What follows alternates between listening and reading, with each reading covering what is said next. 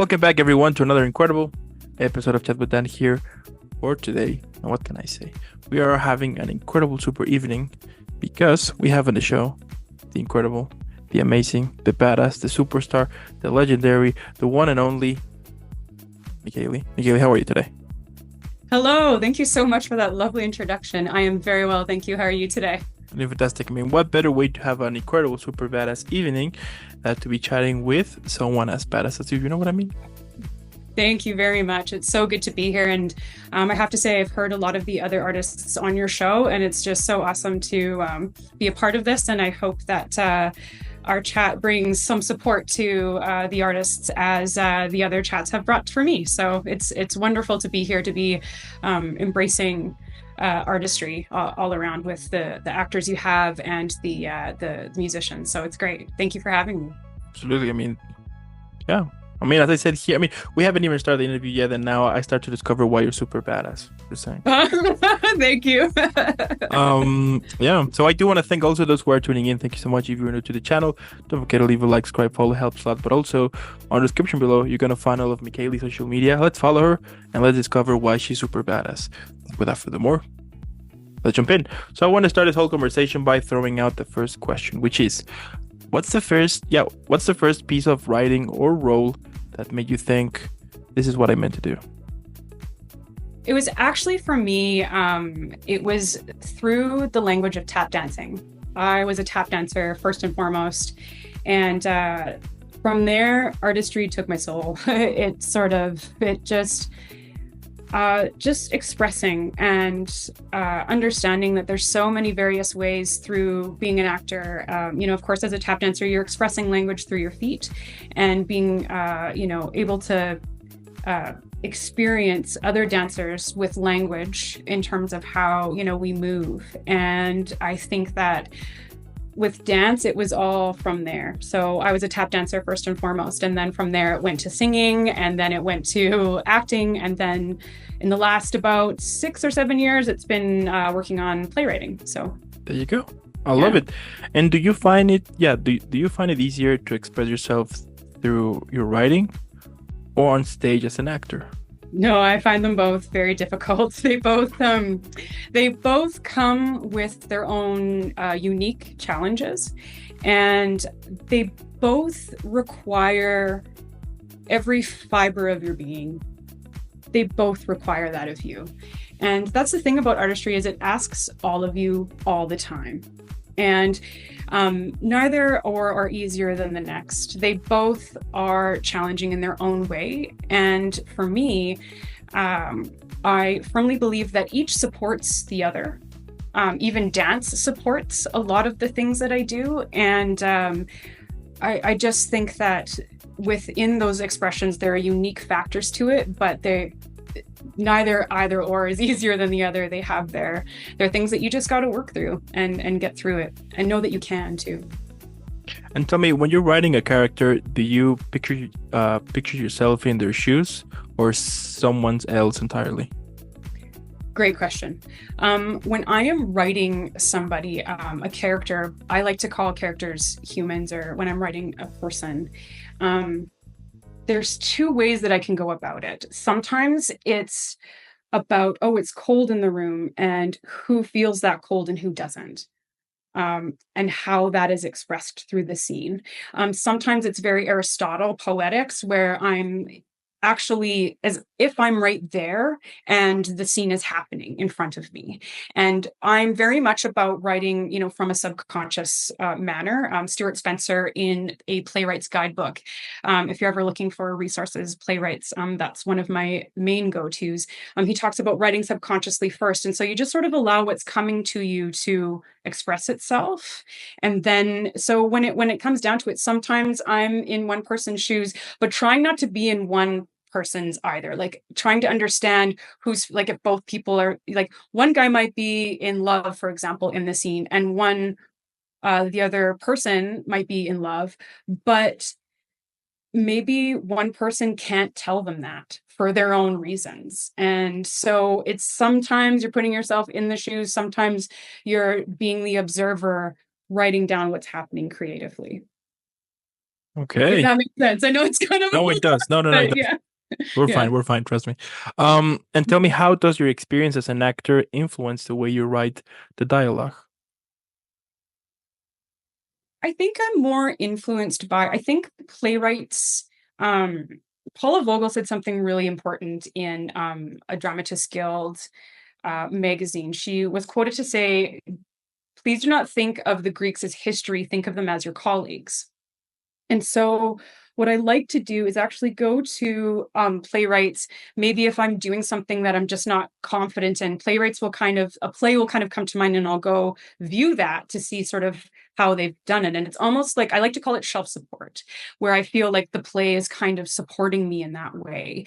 But I think in terms of actually writing the dialogue itself, I firmly believe that I'm inspired by human beings first and foremost. Hmm. And with anything, I'm inspired by human beings and how human beings work through various things. And I think there are just those things that get me curious to how I'm writing dialogue. I mean, it could also be something of a feeling because you can talk very much with just your breath. Right, your breath can convey so many things. It can convey nervousness, or it can convey, someone's really mad at you when they do not talk to you anymore. So it's just also understanding that it's not always in the dialogue, but human behavior. So it's about I think my dialogue is influenced by observing human behavior just in the day to day. We all do, right? We all experience human behavior, and so I think my dialogue is more prone to that than anything else. I think I draw sort of understanding from various playwrights on how things have been done, but I think when it comes down to it, the dialogue itself and the inspiration of things just come from the day to day and the absolute need to write and be creative. So it comes out in that sense. Wow. Okay. Okay.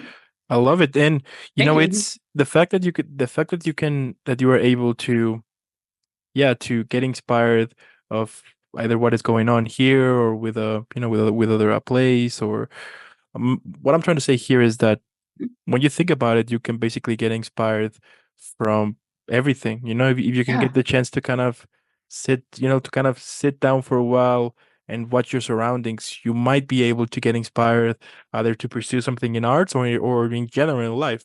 So, Oh, absolutely. Like I will be sometimes inspired by the way the sun reflects off of the mountains that day. And I'll be like, oh, that's interesting. I found myself writing that one day actually. And then all of a sudden, this raspberry patch that was in my backyard all of a sudden came to light. And then all of a sudden, people showed up and then dialogue happened. I'm like, oh, 10 pages later, I've got a scene. And then it turns, well, what happened before this? And then you have another scene. It's just things happen in your life. And I think, especially with art, Chekhov said it best in The Seagull with Trigorin's speech of, I see a cloud shaped like a piano and I have to write, I have to write, I have to write. It's the same with any artistry that you do. You're inspired by all of these things. And what's wonderful about, every human being knows storytelling. Everybody. And so the real fun part about it is that you see, that cloud shaped like a piano and you got to go write about it. Before you know it, you've got 5 or 6 pages of dialogue because something happened in that scene from viewing that, or like in The Seagull, or you have yeah, I mean, I remember I was sitting on a bench having coffee and that inspired me, and I really wanted like my best friend to show up and talk to her. That inspired a whole scene as well. So it's just these various things will happen that inspire you. And I think the important thing is to what I really had to learn was to trust it. um, Trust it, trust yourself, don't judge it, allow it to be where it needs to go. You'll find everything else within that realm after that. So it's just it's all around us all the time. yeah, couldn't agree more. Exciting. Totally. I mean, at the end, I think it's important to sometimes just, to just take a second, watch your Yes. surroundings. I do think that sometimes, and Yeah. due to the whole way our lifestyles might be, that we already got used to go like quickly, quickly, quickly. You that you don't get the chance to sometimes just stop for just stop and look at your surroundings. You might get a Yeah. minute to relax or to get inspired or Mm. or something will get into your mind to be like, you know what, maybe I'm pursuing the wrong path here. So I should choose, I should go to the other way.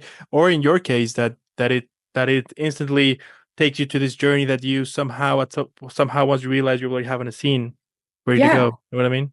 Absolutely. It's like I remember like I was kind of stuck. Deep in Shallow Water is the play that I'm really working at right now to get a table read on. And like I remember during the development time of that, I was really stuck on something. And I went to get a can of evaporated milk to put in my coffee. And I just remember being at home with my family because that was something that we used to do is, when we ran out of milk, you take out the can of evaporated milk for your coffee. That kickstarted a couple of different scenes in the play.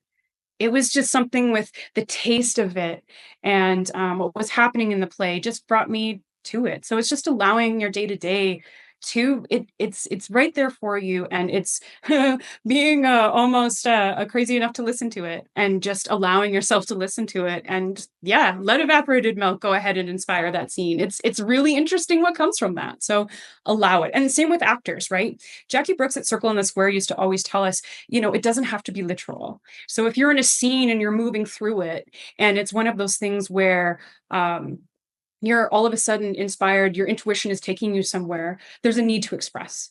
So allow it. And of course, if the director is asking you to do another thing, then yeah, you'll drive the car there, but things don't always have to be literal. So, allow the things that inspire you to inspire you, in a healthy, safe manner. Mm, I like That's it. exciting. So I love talking Yeah, about this. it's amazing. And Yeah. tell me, what's the most surprising reaction you ever received to one of your plays? Well, the most surprising reaction I've received to, I can say about some acting work, was actually I did this thing where I walked into an audition and I looked around. I'm like, man, there's so much talent here. Like, there's no way. But I'm just going to go ahead and express. I'm just going to, and what I did was focus on that scene and be like, right, sure, all these other actors are talented. The thing that I can do here is just I have the opportunity right now to express. And I got a call from my agent saying that I booked that. And the commercials on YouTube, it's for the Health Sciences Association of Saskatchewan, and I got to do that, and it was such a special um, ad to be a part of and to be an actor on. So like that was the most surprising thing to me. The next one was actually being written into a film. I did an independent film in Saskatchewan, and it's on YouTube. It's Resting Potential, and I went to the audition with Mark Wyack of uh, the university there, and he said, "Hey, I'd love to write you in." And I was so surprised that someone would want that, and I just loved the whole process, the care to craft and the experience of with the other actors in that film. They are so good. Um, I that was the most surprising one of the most surprising things for me was somebody saying that to me. And I just felt honored, and it was just such a wonderful experience. So I think those would be the most surprising things for me in Uh, my work. Okay, I like it. And if you could pick one of your characters to play in real life, who would it be and why? I I see what you're saying, but I probably wouldn't because I believe that while the acting work, while the playwriting work, it is about real life. I also need to understand that a healthy approach also means being confident and happy with me. And so, in terms of playing somebody, like being somebody in real life, I want to be me in real life. And I want the opportunity to expand and learn and grow from various roles that are challenging, that push the envelope, that ask everything of me. And I want to ensure that the lessons I learned from those roles are in my heart and in my movement through my day. Because I believe, um, it's also the thing about this work is that it's also a business. And so you do have to separate yourself a little bit from it. Art comes to you in life anyways, but I think to want to be a character in real life for me, I think what that looks like for me is just being myself and being open to and expressing various aspects of human nature. That's even like more badass here. You're killing it here. I love it. Thank you so much. Hey, these are great questions. Thanks for having me. This is great. Absolutely. Yeah. And tell me, what's one piece of advice you would give to your younger self about both writing and acting? Dive deeper, keep going. Dive deeper, keep going. Dive deep.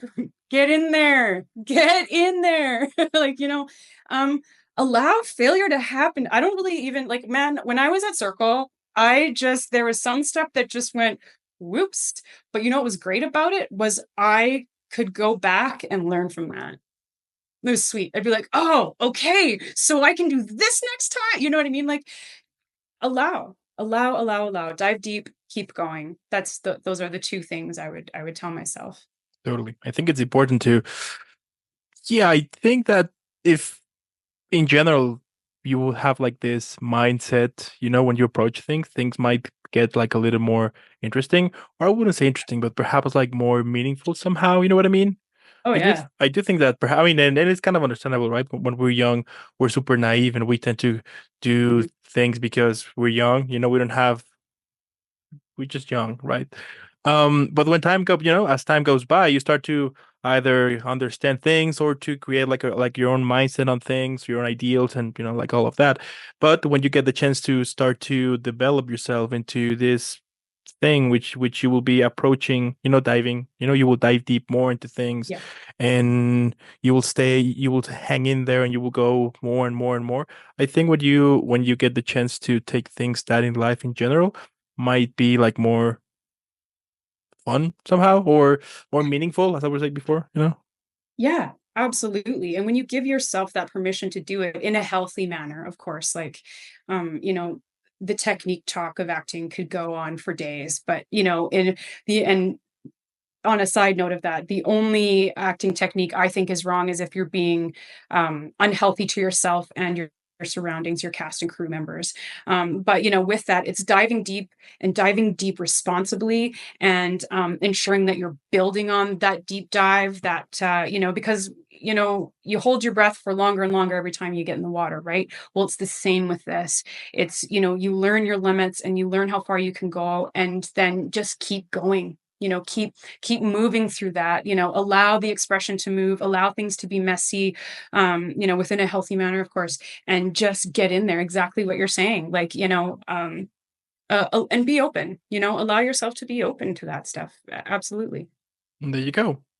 And has there been like a particular play or performance that changed the way you approach your craft later on? I think the only thing that truly made a huge difference for me was Circle and the Square Theater School when I went there. Um,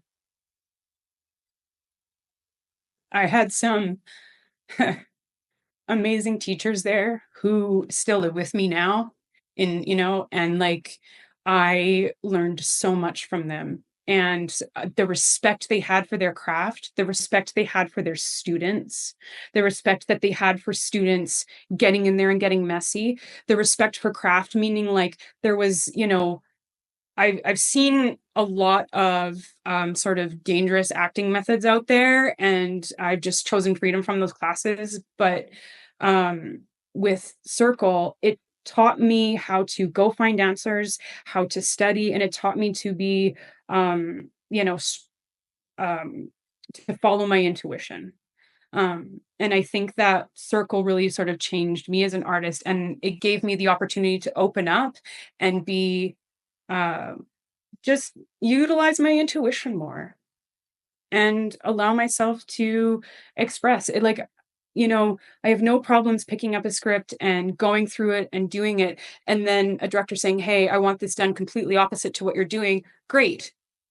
We've now worked on something, and now he knows or she knows, right? Either like that director um, would say to me, like, um, yes, I want it instead of what you're doing, let's try this other thing, right? You then have that opportunity to go ahead and express it. So, like, I remember having some excellent directors who, when you went out there and you did something and I was confident in what I was doing, they're like, hey, cool, that's an interesting way to do it. Let's actually try it this way. You start getting that collaboration a little bit more because you're bringing everything to the table that you can. And so, yeah, if that kind of makes sense. I don't mean to veer off too much, but. No, I love it. You're Mhm. killing it here. This is amazing. Oh, thank you. And tell me, how do you balance the vulnerability required for acting with the control needed for writing? Both require an immense amount of vulnerability and both require control. Both of them. Um, you must, I feel like, I think this goes back to the being healthy thing about your work. Um, Definitely, there are many ways to do this work. And I am all for the great thing about Circle in the Square was they taught us so many different things that we could work from. And you have a toolbox. And I believe just because one of those tools may not work for you doesn't mean that it doesn't work very well for someone else. The only time I think you need to watch is when you're being dangerous to your physical or mental health.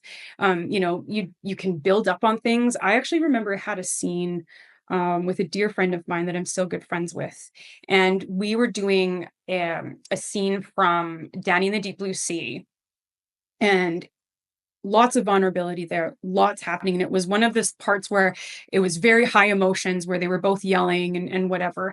And we built up to it. We knew each other so well that we could start getting into each other's faces, but bit by bit by bit, we would get into it kind of thing. So there's still a lot of vulnerability, but you must know when it is you need to sort of, take a step back, communicate with your partner, communicate with your team, with your crew, with your director, of where you're at and how you're feeling and how you can go about those emotions. Because, and I, with both, it matters that you, while utilizing your intuition and yes, making those messes and understanding it, there's still a responsibility in that realm. Does that make sense?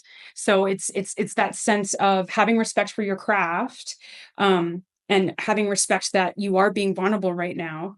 But there's just that sense of, you wouldn't want to write about, sorry, that's probably a bad example. I think it's just mostly what I'm trying to get at, I think, is just they're both vulnerable things.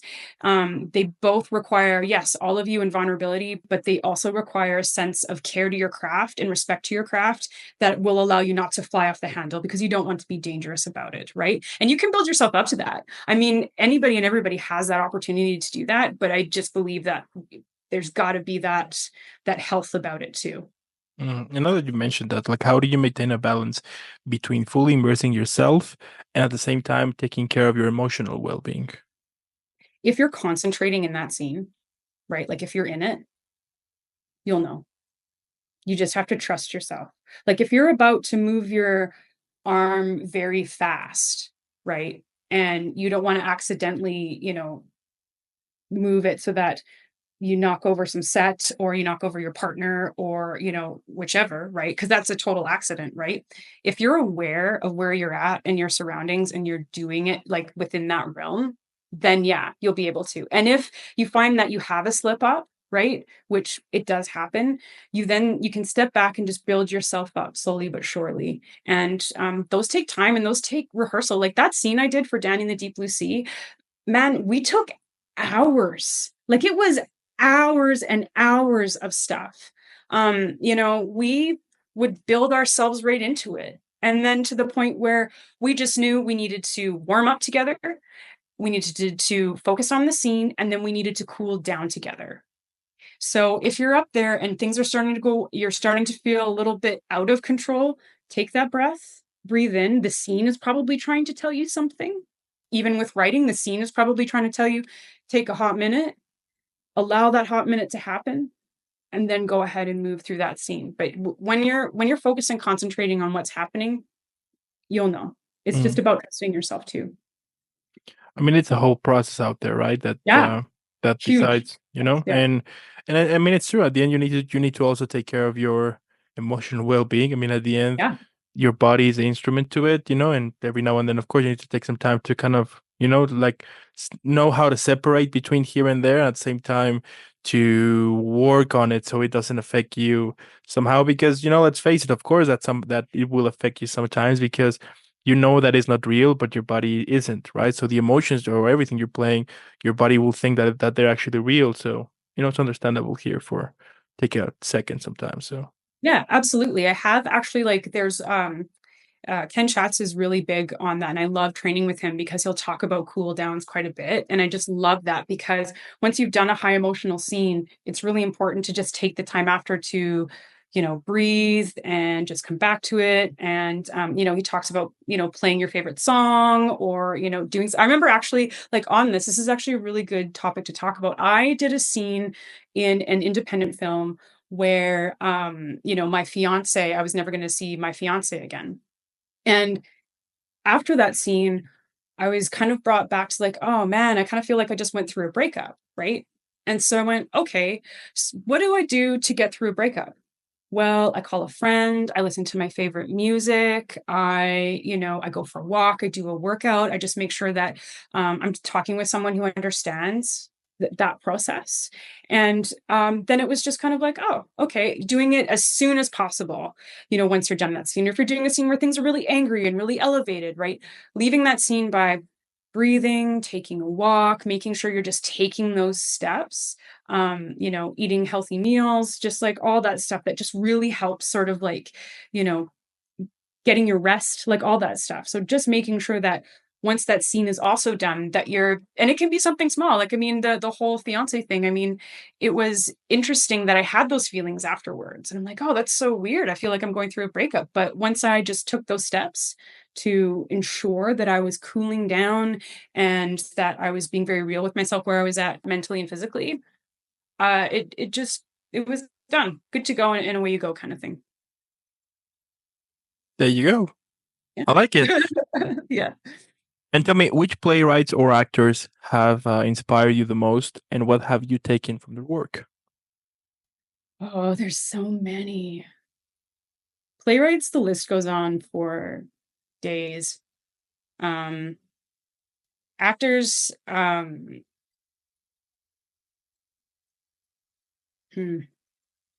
there's so many of them as well.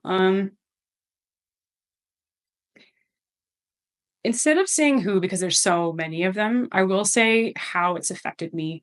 Um, there's been times where I have been writing and it just doesn't, I'm like, what's happening here? And it's ugh, okay.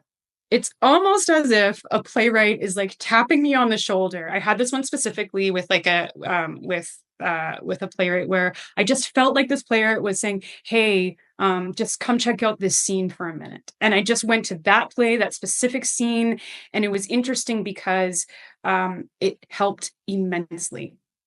And once I read, that act of that play, I went back to my work and I was like, right, it's going back to that shelf support thing where, right, even though I'm not going to, um, it's not that that has influenced me. It's just more or less that that has, well, maybe influence is the right word, but it's given me support to say, hey, I've done it this way. This is the kind of thing you're probably talking about.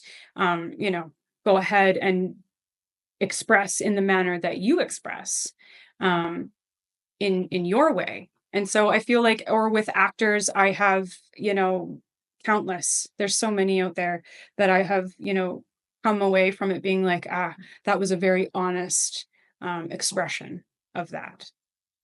So if that helps, yeah. Mm-hmm, mm-hmm. Mm. And what's something you wish audiences understood more about the process of creating a play? I don't think it's the audience's responsibility to know more about playwriting unless they want to. I think if an audience wants to know about playwriting, great. I feel like what I really want audiences to know is to come to the theater. That's the thing I want audiences to know. You are welcome here. Come to the theater. If an audience member wants to know about the process, sure. But I believe that all audiences have something very important to say. It does not matter if you've had theater experience. It does not matter if you are from theater or not. You deserve to come to the theater. I feel like all audiences need to be coming to the theater. And if you want to know more about playwriting, I'd be so happy to give any information that an audience member would want.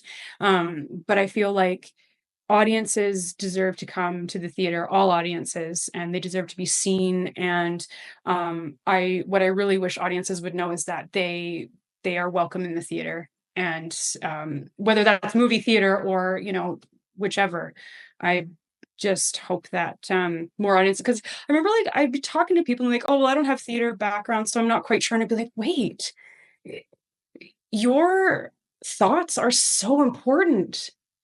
This is about human beings. This is totally for you. So like please like tell me like what was clear, what wasn't. Um that's what I wish audiences knew. And if they want to know more, please ask those questions. And if there are audience members who have some questions for me and you see me on social media, like please send me a DM or whatever. Like I'm happy to answer those questions. But and if there are questions about that, specifically from audience members, I'd love to tell you. But what I do want audiences to know is please come to the theater. Let us know what's resonating and what's not, because I'd love to dive into so many different things. Mm, I love it. And is there like a theme or message that you find yourself drawn to repeatedly in your work? I well, I always tend to want to go fishing. Somebody always wants to go fishing. And I feel like that's just somebody, I feel like that's just my subconscious saying, hey, I bet you want to go fishing. I always have somebody somewhere coming out with a fishing rod. So there's that. But along those lines, I feel like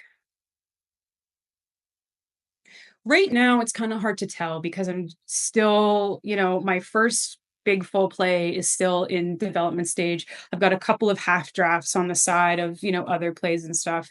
Um, I think I think the main thing is just looking at it from both sides and from things that I don't agree with either. You know what I mean? Like, I think that's also the tough part is like expressing both sides because, like back to that audience thing, I want everybody to come to the theater.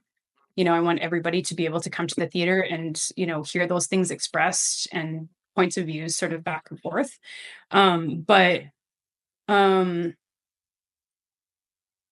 I feel like there's just I think that's probably it, I'd say, is that there's just two sides of the story and they're both being presented, and audience probably more or less gets to decide. It's hard to say now. I mean, someone might see a play of mine and then refer back to this podcast and say, I'm not sure that's it. And, maybe as I get going, those themes will start to sort of, make their way through. But they'll definitely point out the fishing, though.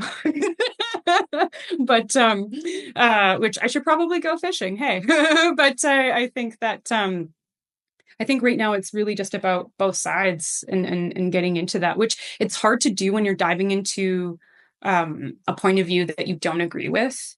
That can be really difficult.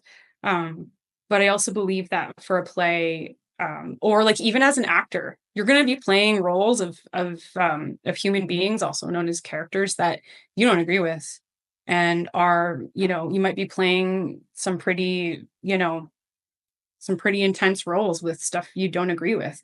Well, to do that, um, I think what you got to do is just dive into it as you can, and with health in mind. And yeah, just I think that's what happens to me, is just allowing those themes to come through from both sides. And that's kind of a tough part, if that makes sense too. Like that's hard. And so I can't wait to actually answer that question in by this time next year, because I'll by then have a couple more drafts out of plays, or have booked a role or two, and it'll be interesting to see what I answer next year. And that's what's so great about this work, is it's just constantly building. I mean, you can go read a play or see a play, and it's going to have different meanings to you as you grow older, or at different times in your life, or at different points in your life. You're going to know different things about them. And so I'm really excited to answer that question in a year to see if thematically things start popping up for me. Sounds like a plan. I mean, who knows, right? Yeah, There you go. totally. But in the meantime, let's go fishing. Yeah, totally. Oh my gosh, yes. I don't know why that happens. I'll be writing and all of a sudden someone's walking in with their like fishing rod, and I'm like, okay, well, this is what's happening right now. So we'll just let it. Mhm. And then, yeah. There you go. I've been wanting to go to fish for some time now. Then every now and then I'll be like, man, I want to go fishing. So Yeah. there you go. I love it. And tell me, like, what motivates you? We all have those days that we just want to quit. It's inevitable, happens to all of us. So how you stay focused or positive on a day that, perhaps you're not doing so good that day, let's say. Hmm. The thing is if I don't do it, I know this state I get into. I get upset. I like don't, I'm just grumpy and whatever. So it's also about I may not be motivated, but I'm disciplined. So I tell myself, my self-talk is get to it because you're not going to feel very good after not doing this. And the thing about this work is there's just this absolute need to do it. Like I always go back to Jackie Brooks telling us at Circle in the Square, and she says, um, there's a need to express. And so sometimes when you don't feel like it, that's when you're most vulnerable and that's when you need to express. And so by reminding myself of that, like, sure, maybe I don't want to. And I tell myself, you're not going to feel very good the next morning if you don't do anything, if you don't at least read a scene, if you don't read a sonnet, if you don't dive into a poem, if you don't, practice, get some Shakespeare moving, read, a monologue, you know, whatever. Make sure I write for at least 15 minutes a day, at the very, very least. Um, it's I wonder if it's not so much about motivation, about just understanding that I'm not going to feel good if I don't do it. And I know I need to. And that when I don't want to, that's the time I need to go do it. I need to just put everything down and go do it. I had recently an experience that sort of got me moving back to the work very slowly. And I got back to it with a deeper understanding of the importance of it um, for me. And so I went, even if I don't necessarily want to, I'll need to at some point. So I better get to it and I better do something or I'm just not going to feel so good. So that's what keeps me moving is that knowing that if I don't, it's not going to feel very good. And um, it needs to be done. There you go. I Yeah. mean, at this point, all I can say is now I understand why you're super badass. I get it. Oh, thank you so much. It's so cool to be here and just I get it. have a chat and talk about this. And I hope that anyone listening, actors, writers, musicians, you guys are expressing, dancers, I hope that this supports you in your work. I hope this brings more audience members to the theater to understand that, audience members, please come to the theater. Like it's about you being interested in a play and coming. And so please do come. And like also, just I hope that it brings support to everybody. And this show has brought support to me, and there's a couple, it's nice. So thanks to everybody who's been on this show, and thanks for asking me to be here because I hope it brings that sense of community. And if you see me on Instagram or something and you've got a question, know that I'd be happy to answer it. Or if you're looking for a reader for a cold read, by all means, like do not hesitate to ask. I'm all about building community and connecting. So, don't be afraid to reach out. I'll be looking for readers for plays and stuff too. Like, I'm here to be a support of my fellow artists. I think the idea of all of us coming together to create work and to be in support of each other's work is really, really important. And I hope that I'm doing that in some way, by being here and by expressing what I'm expressing. And also just, I hope that, yeah, everyone's just, getting through it, keep going. Like, please keep going. Don't stop. No matter what you've received. There might be times where you receive criticism. The best thing to do is just allow that person to express their criticism, and then you're welcome to go away and either think about it or not. It's everyone's got their point of view. So just keep moving and keep going. Totally. I mean, and let me just tell you that I mean it. I'm already speechless. But what I'm trying to say here is that I do love the work that you do. I mean, all I can say is that Thank you. that you matter in this world because you bring so many epic cool things to it. But also the fact that you are so passionate about it, that you really want to express feelings to it, and to but at the same time to put it out there for the audience. I mean, like at the end you're putting part of yourself, and it's kind of a vulnerable place to put yourself out there and your emotions to a play, and the fact that you want to do you want people to reflect on those emotions, to have a good time, to something about it, to so they can parts of you somehow will stick with them, by watching your work. I mean, that is incredible, and it's badass, all I can say. So Awesome. Yeah, thank you. And yeah, it's I feel like too with this work there's a tendency for us to kind of feel like we're all in competition, and I feel like for me anyways, I just get excited for my fellow colleagues that are working because my time will come too, and like when someone gets the opportunity to express, yeah, really, like, it's awesome, like, great. And if we're all finding that, maybe our auditions aren't, happening for us, let's all find a way to get together to create somehow, some way, I wonder if that's possible. So by all means, again, like if anyone's listening to this and is like, oh, that's an interesting idea, and you want to get together just to express a play or a monologue, virtually, or if there's an opportunity to do it in person, sure, let's all get together, create that community so that we're building on that constantly. Because you never know what actor is in the room who's a producer. You never know what actor in the room has a full-length script ready to go that, oh my gosh, we could actually take our iPhones and do a scene. Can we have a virtual read? Can we pool our money together and, pay for a venue so that we can have a staged reading of a play? I mean, that wouldn't that be fantastic? And what that does is it allows everybody to work. It allows everybody to keep their craft moving. It allows everybody to start getting excited for everybody because everyone's doing these various roles. Like, yeah. So if there is an opportunity for that, by all means, let's start reaching out to each other and connecting if we can, if that's possible, to say, yeah, I've got this. It's important to me. This monologue is important to me. This piece of work is important to me. Oh, hey, I've produced something. Let's get together and do that, and see where we can go. I'd imagine that, I'd wonder if, we all started connecting more. And like, I was thinking about that myself. I'm like, I need to start connecting more. That's also something on me as well. Like, I'm no angel by any means, like, but I'd love to start connecting with everyone and being like, hey, let's do some stuff. Like let's all get together and sort it out. Cause at the end of the day, we are all artists, and it's what we love to do. Like, so. there you go.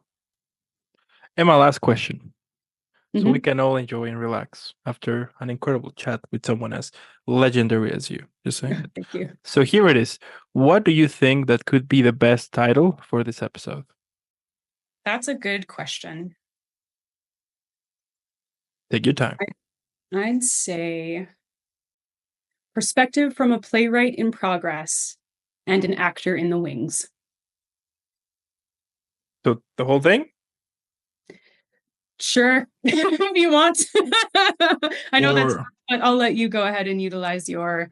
You may think of a different name for it, but that's the only thing that comes to my mind. So you're welcome to do whatever you, whatever you need. mm, I'm thinking of a name. What about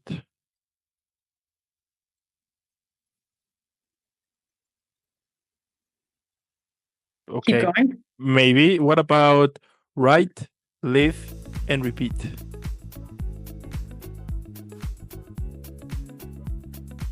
I hear ya. Or let's go fishing. Yeah. Well, I mean, we're diving deep into those questions, and Oh, whoa, diving deep. there you go. Yeah, Mhm. I like that. Diving deep. All right, Let's go. Yep, diving deep. That's great. I love there you it. go. And I mean, at the end, what can I say? As I was saying before, the fact that you're doing it, the fact that you're making it happen, that you are so passionate about it, I mean, that is incredible. I mean, I'm super sure there's people out there who sees you as a role model and sees you as someone who is getting things done. And especially, the fact that we can rely on someone as amazing as you, especially right now in this crazy world we're living in, the fact that we can look someone as you who is following your passion, following your passion, creating, having like this sense of community to it, to support and all of that. I mean, I think that is incredible and that's epic, and definitely we need more people like you in this world who, besides giving us cool stuff, sure, also at the end between the lines are showing us that dreams are possible, and that's badass. So thank you so much. That's so nice. It's wonderful to be here. I'm definitely happy to share. Totally. So I want to thank you so much for making this happen. I do want to thank also those who stayed the whole episode. Let us know what you think in the comments below, but also on the description below, you're going to find all of Micaele's social media. By this point, you should know why she's super badass, so let's make her viral. Hashtag Team Micaele. And again, thank you for making this happen. Keep shining. Keep doing what you do. Keep being super badass. And I'll be seeing you in the next one. Well, thank you so very much. Take care. Have a good one. All right.